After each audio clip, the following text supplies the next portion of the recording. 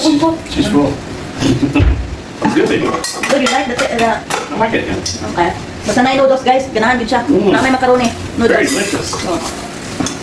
Gusto niya to, kaysa pinakbit. Hello guys, magluluto tayo ng sopas. This is a Filipino recipe. So this is my first time to cook for him. Para sa hobby ko, kano. So we will see kung gusto ba niya to na lasa ng ating sopas recipe. So this is our ingredients guys. Isang malaki na carrot, and then yung ating elbow macaroni, and then cabbage, kalahati lang na cabbage, at meron din tayong isang onion at saka 4 cloves of garlic. Tapos half tablespoon of black pepper, and then 1 tablespoon of salt, and then 1 chicken breast. And then yung ating evaporada. 1 cup lang na evaporada ang ating ilalagay guys. So meron din tayong butter. So igigisa natin ang ating onion dito sa butter.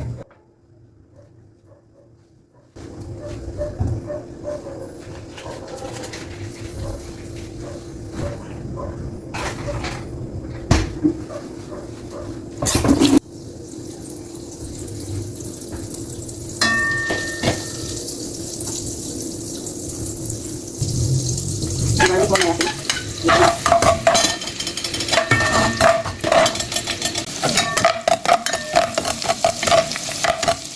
Tapos, i-next natin yung onion.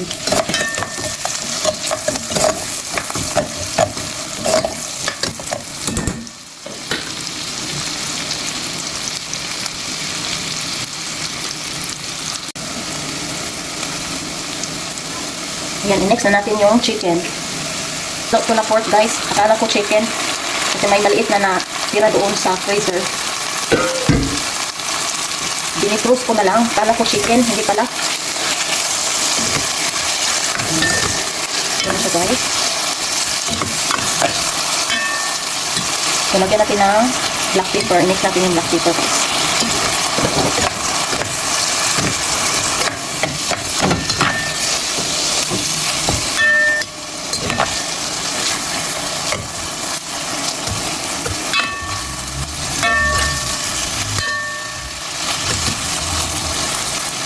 Yan, takpan natin. Hintayin natin na hanggang 2 to 3 minutes para i-mix na natin yung tubig.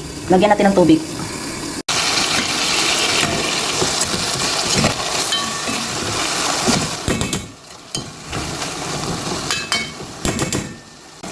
So, i-mix na natin yung tubig. 5 cups ang ilalagay ko guys na tubig.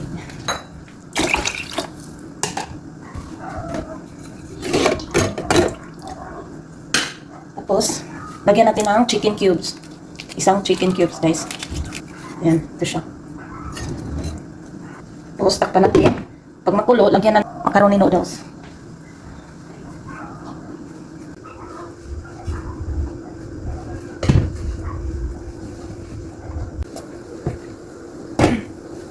So, kumulo na yung tubig. So, i-mix na natin yung noodles. Macaroni.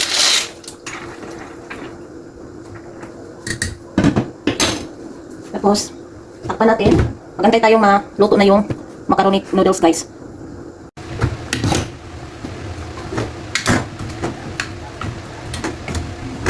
Tapos, i-mix na natin yung carrot.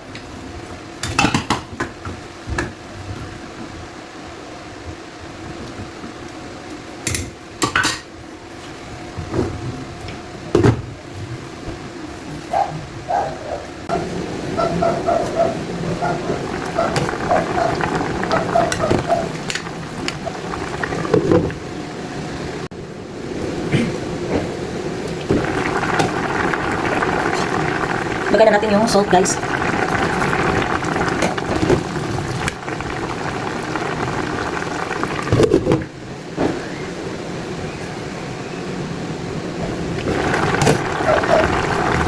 So, lalagay na natin ang cabbage. Yan, sobrang lapot ang ating sopas.